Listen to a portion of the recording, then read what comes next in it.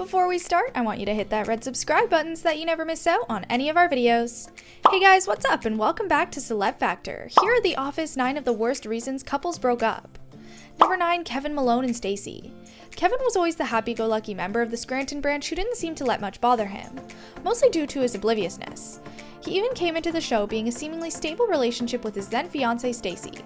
When the long-engaged couple ended their relationship, everyone was curious. What they learned is that Stacey abruptly ended things after one Sunday morning Kevin exclaimed that the Philadelphia Eagles might win the NFC East. Fans weren't exposed to this relationship as many others, but to see Kevin's engagement end over something so small was a sad moment nonetheless. Success. Does it save time though? Because we've been here for... Number 8, Michael Scott and Donna Newton. Michael first meets Donna at Sid and Dexter's bar, where she's the manager. What starts as arguing leads to flirting, and the night ends with Donna asking Michael when he'll come back for a free lunch. Donna later comes to the office to look into purchasing office equipment, and the meeting ends with Michael and Donna kissing in the parking lot. Sadly for Michael, Donna's a married woman cheating on her husband with him, and after much debate, Michael decides to call things off with a text while Donna's waiting to meet up with him. Michael was right to end it, but ending it with a text is still wrong. That's good. Number 7, Kelly Kapoor and Ravi.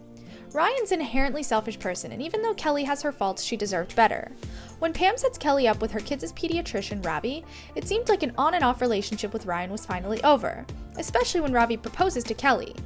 At Dwight and Angela's wedding, Ryan goes as far as to give his baby an allergic reaction to make Ravi check on him. Kelly's so impressed by this twisted act of love that they kiss and decide to run off together, leaving Ravi and the baby behind. Ravi was a good man and he truly cared about Kelly, accepting her for who he is. To leave him like that is a low point for Kelly. Lessons along the way. Your department's just you, right? Yes, Jim, but I am not. Number 6, Jim Halpert and Katie Moore. Aspiring handbag saleswoman Katie comes to Dunder Mifflin intending to move some merchandise and ends up leaving with a date with Jim, as the two begin their relationship. The night of the booze cruise, Jim and Katie end up hanging with Roy and Pam most of the night with the help of a little alcohol. Roy announces him and Pam's official wedding date to everyone's surprise. Jim is crushed and goes into a funk, and when Katie asks him if he thinks that she could ever be together, he responds with no. Katie confronts him, and he decides that they should break up, and Jim's inability to get over his feelings for Pam should have stopped him from dating Katie in the first place. Oh, look at these purses. This is something special. Oh my God. Number 5, Dwight Schrute and Esther Brugger. Dwight goes back to his family farm due to the death of his aunt, and no one at the funeral seems to catch Dwight's eye more than Esther, the daughter of another farmer in the area. The fireworks are there from the start, as Dwight throws the beaks of a crow at her, signaling his attempt at courtship. Dwight plans to propose but backs out when he realizes he still loves and wants to be with Angela. They're a descriptive people. Number 4, Daryl, Philbin, and Val. Daryl always had an interest in Val, but had to put them on pause many times due to either Val not wanting to date a coworker or currently having a boyfriend.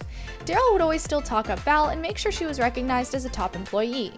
So after breaking up with her boyfriend, Val and Daryl begin their relationship, but Daryl wasn't happy, so he decides to end it. He goes about it terribly, manipulating Val into breaking up with him. It was a cowardly way to avoid having to step up and end the relationship. Buster. Why does Aaron like Gabe? Andy. Number 3, Andy Bernard and Aaron Hannon. It took a while for reconciliation between these two due to Andy not being truthful about his previous engagement with Angela. Andy would end up being gone for 3 months, barely attempting to contact Aaron while he was gone, and while he assumes they're still together, Aaron had gotten close with Pete and was ready to move on, standing up to Andy and breaking up with him. Aaron's the reason that Andy even went to the harbor to sail his boat, and she deserved to be respected more than Andy did. Oh, which one are you? A murderer or a liar? Number 2, Michael Scott and Helene Beasley. At Jim and Pam's wedding, Michael got close with Pam's recently divorced mother, Helene, and the two started dating. When Michael tells Pam, she's less enthusiastic but doesn't deter him to continue seeing her.